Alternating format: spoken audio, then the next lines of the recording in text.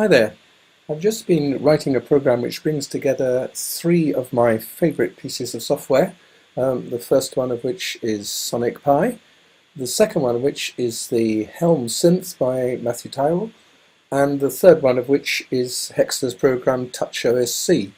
And I've got that running on my tablet beside my Mac here, and I'm displaying it by means of a sort of pseudo movie recording in QuickTime, so you can see the screen here, which I've just highlighted, which is showing the image of the tablet. The tablet is running the program TouchOSC, and it's got quite a lot of information on it. All the blank yellow rectangles are going to hold the names of patches in the Helm synth in a minute, and the green patches down the left-hand side, labelled ARP, bass, chip, harsh, etc., are to enable you to get different batches of Helm synths from the built-in factory presets. And then underneath that, there is sections which are used to control SonicPi, which is going to play the output of the audio output of the Helm synth, which is fed back into SonicPi as live audio. So we've got OSC, we've got MIDI, and we've got audio whizzing around between between Helm and SonicPi, and OSC signals going between TouchOSC and SonicPi. So without further ado, let's get this thing going. I'll first of all start off the SonicPi program running, and it's going to initialize the touchpad to start with. One or two of the devices, if I set them up to some funny values to start with, will actually initialize to their starting positions. Here we go, 3, 2, 1, go. And you can see that the volume settings have been set up, and we've got the names of some patches in the ARP section of Helm Synth there. None of them are actually selected yet, it's just produced the list. Interestingly, it was quite nice in SonicPi to do some text file handling. I'm actually reading the names of the patches from the folders where they are stored, sorting them alphabetically, and then displaying them on TouchOSC by sending the names via OSC messages to the 57 different labels which are on the front there. Behind each label there is a switch which will detect when you click on one of those labels and send an appropriate OSC message back to SonicPi. There are also a series of pseudo LEDs beside each label which indicates whichever one has been selected. You can see at the moment the ARP is showing that it's selected, and that's what's being displayed. So let's first of all just select the first item. Oops, I'm trying to do it on the screen. Do that on my touchpad, but I'm going to tap on the top item, and you can see that it's selected CM Clear ARP. And if you look up here, you can see that that is the synth which has been selected by Helm. I'm going to bring Helm to the front because then you'll actually see it functioning. It doesn't actually update if it's in the background. And we're going to start some pulses playing on SonicPi simply by pressing one of the pattern selects switches down at the bottom left. If we do that, start sending signals to Helm, which is firing up. The audio is fed back to SonicPi, and you can see it displayed visually and also listen to it.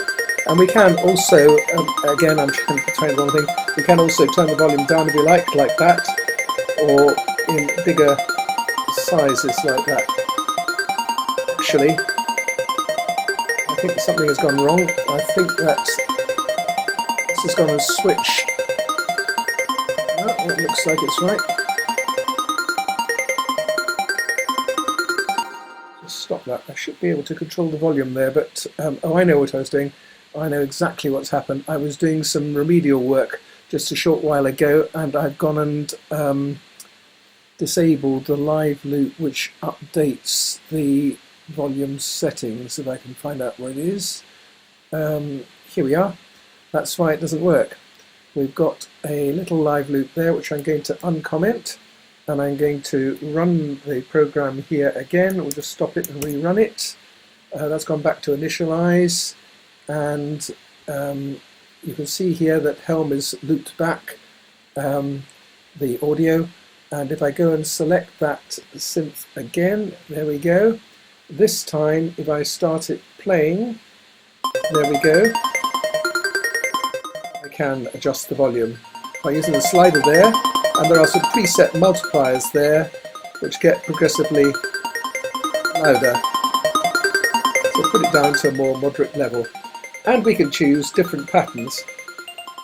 Bring random notes. Some of them are different pitches as well. This is just to give a way of having a sort of sample signal that could be used to test different settings on this. And I've also got a MIDI keyboard connected to a USB socket on my Mac, and that is being picked up by Helm, and I can play that as well. Not very easy to hear on that particular synth select. So let's go on to the bass selection. We've got the selection of all the bass synths. I'll bring that to the front so that you can see it properly. And let's go and select something like this Trap Bass 5 here. And we've selected that, hopefully. Yes, it's now saying Trap Bass 5 on the top up here. And we can then play that perhaps a bit soft, so let's just make it a bit louder. I'm going to use, there we are, and quite low notes there. That's doing slightly higher pitches. You can play around with this as well at the same time. Except it's monophonic, I think this one, it won't allow me overplaying on that. So that's one of those. Let's switch to a different one. Let's switch to the third section, which is all the chip-based sounding patches, and we'll perhaps have a look at the random one, which is the second one there, and you can see the names changed up at the top here, random chip bass, and we can now just play this. I'm playing on the keyboard now.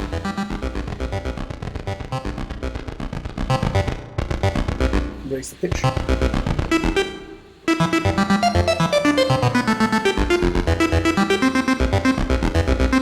Or an built-in one. It's a speed it.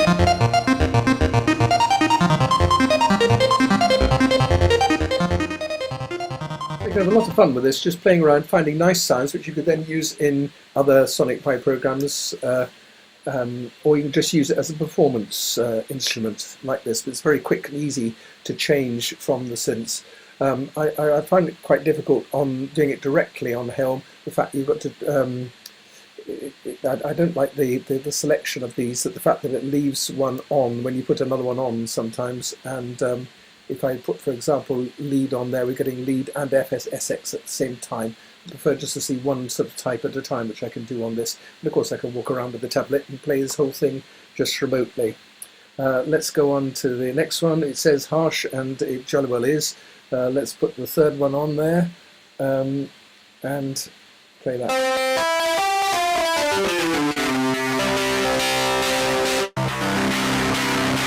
Here's the sound. Independent volume control. Yeah, it's just changing the sound. But going from SonicPi, there's no change actually on Helm. So we're having a constant audio output from Helm, but we can just adjust it down here. We can clear everything we want there, and we can go back onto another one. Let's go to the keys, key synths, keyboard synths, and this time we'll choose the bottom one down here, and a bit of a more gentle sound here. Let's put the volume up a bit.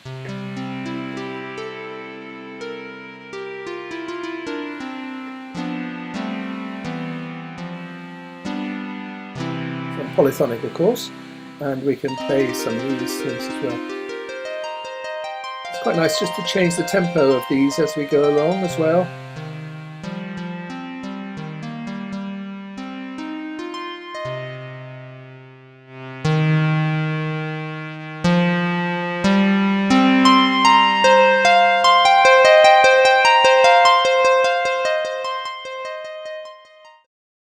Bit out and stop it. So that's that one, and let's try on this one also. This is rather nice, this distorted find the one. And I've got a little list here of ones to try. Actually, no, it's not. It's on the lead synth here. This distorted acid, which works best if you do a fairly slow pattern, slow tempo. Some beautiful crunchy sounds there. I play the keyboard with it as well over the top.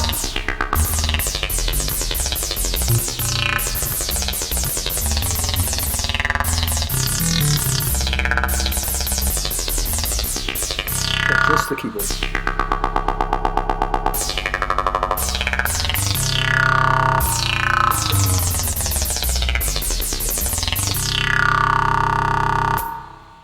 By the way, although I'm doing this on a Mac because it's easy for me filming, I have had this whole thing running on a Raspberry Pi 4, where I've done my own build of SonicPi. Unfortunately, the one supplied by Raspberry Pi Foundation at the moment doesn't quite work properly, doesn't support MIDI or OSC, which is a shame because none of this stuff will work on it at the moment otherwise.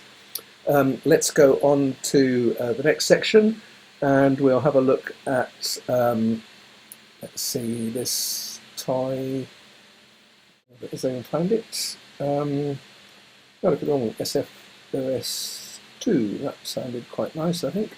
Let's try that. Slightly more dreamy sort of sound from one of the pad synths. And this one does sound quite nice if you play along with it.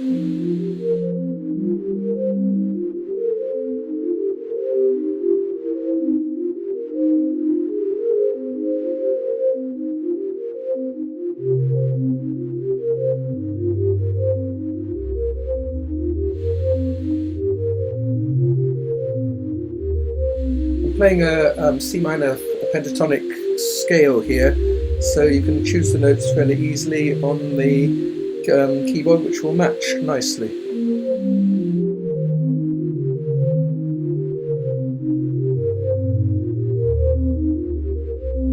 You get quite a nice performance setup here with these two. What's another nice pad one which I quite like was CM Stars, which is this one here. Let's put that on the pattern here.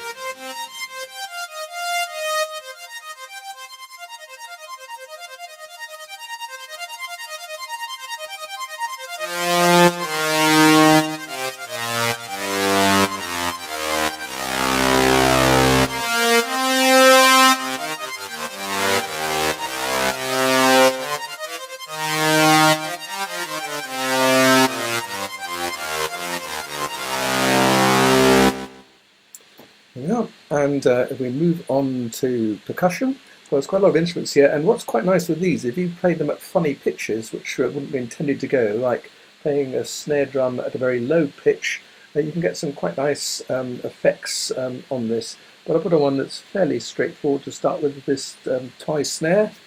Oops, let's not switch properly. Yeah. That's better.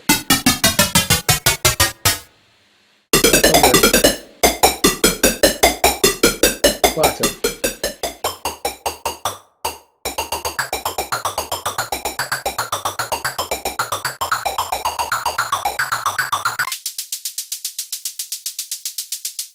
And maybe have a look at the lo-fi pluck, which is quite nice. That gives quite a nice sound with this on.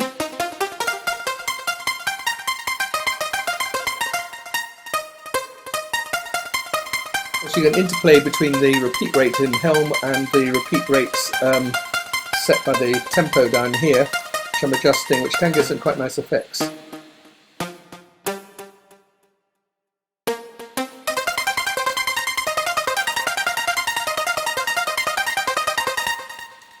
Okay, and finally, just the final section, we have an effects section down here, and we can choose some wind.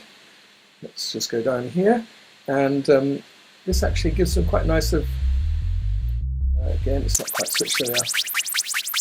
There's a lot of OSC signals whizzing around, and because I'm sort of taxing this quite hard, occasionally it does miss one. You have to just give a second tap to make sure that the signals are run all the way through the system.